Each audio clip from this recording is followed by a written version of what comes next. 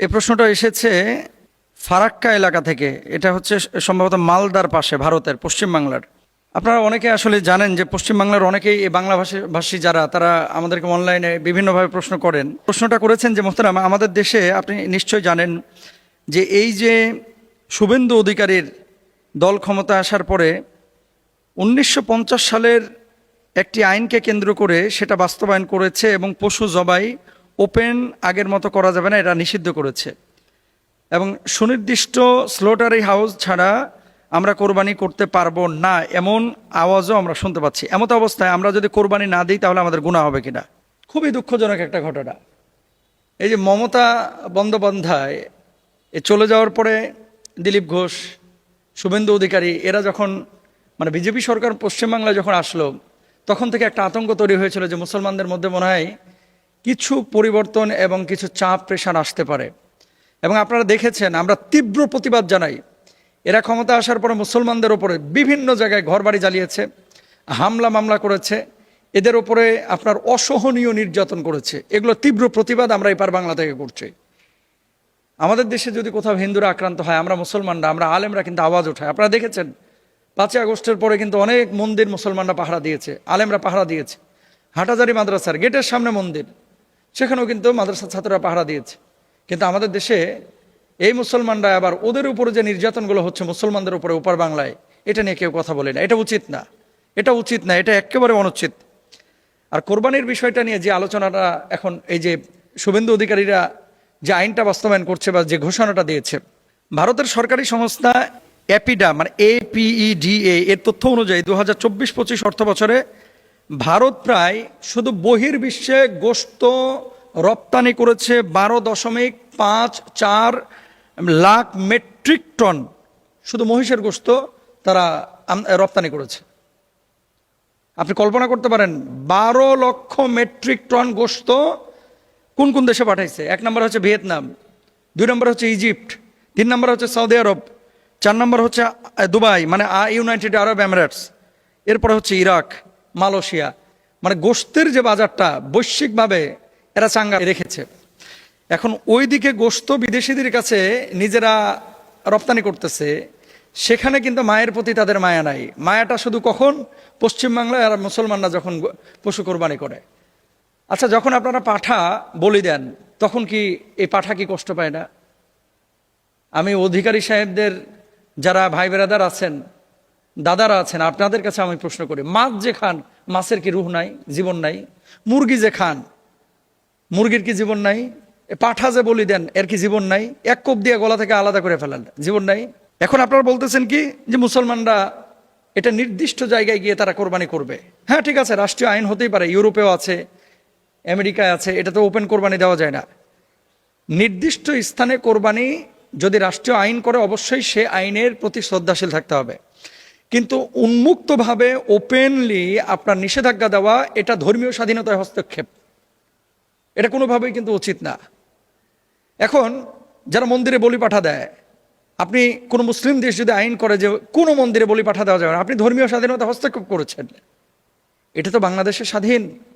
ওপার বাংলায়, পশ্চিম বাংলায় আমরা সুশৃঙ্খল একটা আচরণ চাই, আমরা সহানুভূতি চাই। দেখেন, কোরবানি এটা যেন তেন কোনো ইবাদত না, এটা আল্লাহর পক্ষ থেকে একটা ইশারা। ফাসাল্লি লিরাব্বিকা ওয়ানহার, তোমরা নামাজ আদায় করো, কোরবানি করো। কার জন্য? আল্লাহর জন্য। এবং নবীজি বলেছেন, মান যাহা সাআতান ওয়া লাম ইযহি ফালা ইয়াকরাবান্না মুসাল্লানা, যে ব্যক্তি সামর্থ্য থাকা সত্ত্বেও কোরবানি করলো না, সে আমার মসজিদে না আসুক, ঈদগাহে না আসুক। এখন পশ্চিম বাংলার মালদা থেকে যেভাবে প্রশ্ন করেছেন, আপনি নিশ্চয় জানেন ভিয়েতনামে 25 থেকে 30% গোশত তারা সরবরাহ করে, মালয়েশিয়ায় করে 10 থেকে 15%, ইরাকে করে 8 থেকে 10%, সৌদি আরব করে 7 থেকে 9%, এবং দুবাইয়ে করে 5 থেকে 7%। এখন 1950 সালে West Bengal Animal Slaughter Control Act 1950-তে তারা যে আইনটা করেছিল, এটার উদ্দেশ্য ছিল যে দুধের উৎপাদন বাড়ানো, পশু জবাই বন্ধ করে, পশু যদি বাড়ে দুধের উৎপাদন বাড়বে, কৃষিকাজে ব্যবহৃত পশু রক্ষা করা, নির্বিচারে পশু হত্যা নিয়ন্ত্রণ করা। আপনাদের কাছে আমার প্রশ্ন, 1950 সালে যে আইনটা প্রণয়ন করা হয়েছিল, যেটা এখন বাস্তবে রূপ দিচ্ছেন, তাহলে ওই যে 12 লক্ষ মানে 5-4 লক্ষ মেট্রিক টন, মানে 12 লক্ষ মেট্রিক টন গোশত যে আপনারা রপ্তানি করছেন, ওখানে কি মহিষগুলো আকাশ থেকে পড়তেছে? ওখানে কি মহিষগুলো আকাশ থেকে পড়তেছে?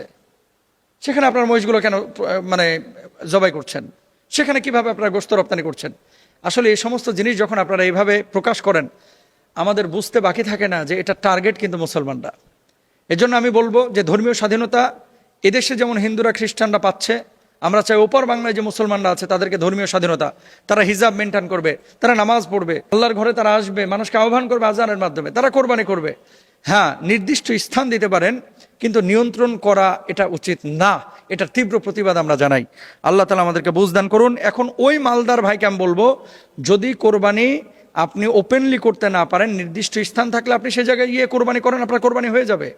আর যদি এমনটা হয় যে আপনার এলাকার এমএলএ অথবা আপনার এলাকায় কোরবানি করলে আপনাকে পিঠে মেরে ফেলবে, তাহলে আপনার জন্য কোরবানি করা জরুরি না। আবারও বলি, যদি কোরবানি করার কারণে আপনার জীবন হুমকির মধ্যে পড়ে, তাহলে আপনি কোরবানি করবেন না। এটা আপনার জন্য আল্লাহ তাআলা হয়তো মাফ করবেন ইনশাআল্লাহ। কে বেশি হকদার, বাপ মা নাকি শ্বশুর শাশুড়ি? হকের ক্ষেত্রে এবং দায়িত্ববোধের জায়গা থেকে কার জন্য কতটুকু আমি করব। অনেক সময় বাপ মার খেদমত বেশি করা হলে শ্বশুর শাশুড়ির না করলে আমার বউ খেপে যায়, আবার শ্বশুর শাশুড়ির খেদমত বেশি করলে বাপ মা খেপে যায়, আমি যাব কই? খুবই ইম্পর্টেন্ট একটা বিষয়। হক এক জিনিস, সুন্দর আচরণ আরেক জিনিস। আল্লাহ সুবহানাহু ওয়া তাআলা পবিত্র কোরআনুল কারিমে বলছেন, ওয়াকাদা রাব্বুকা আল্লা তা'বুদু ইল্লা ইয়াহু ওয়া বিল ওয়ালিদাইনি ইহসানা। আল্লাহর ইবাদত করো, আল্লাহর ইবাদতের পর প্রধান দায়িত্ব হচ্ছে বাপ মার খেদমত করা।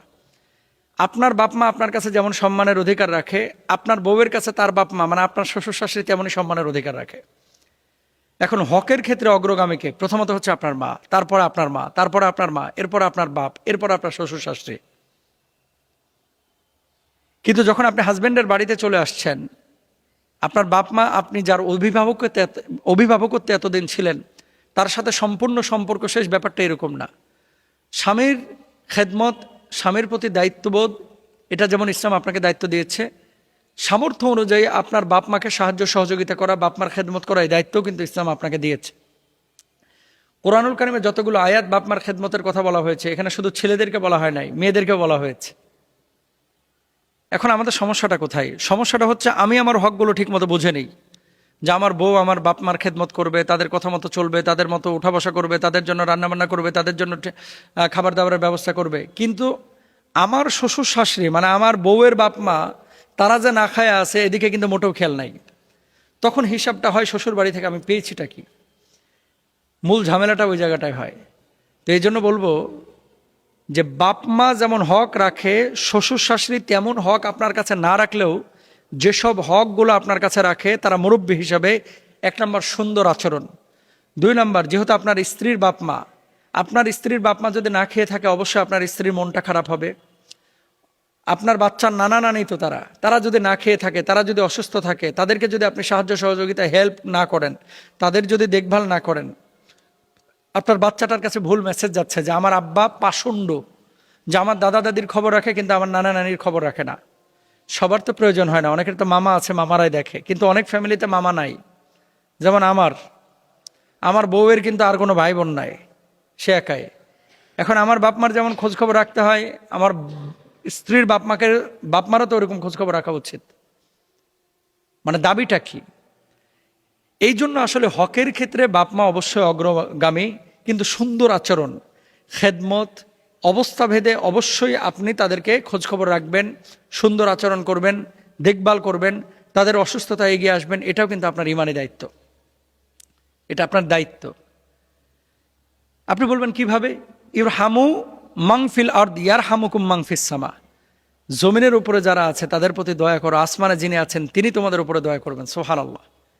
এই জন্য যে সমস্ত ভাই এবং বোনেরা আপনারা মনে করেন বিয়ে করে নিয়ে এসেছি, এখন এই মেয়েটা হচ্ছে আমার দাসী বান্দির মতো, আমি যেভাবে চালাবো সেভাবেই চলবে, আমি যেভাবে বলবো সেভাবেই সব করবে, এরকম যদি মনে করেন, এটা আসলে একটা ভুল কনসেপ্টের মধ্যে আছেন।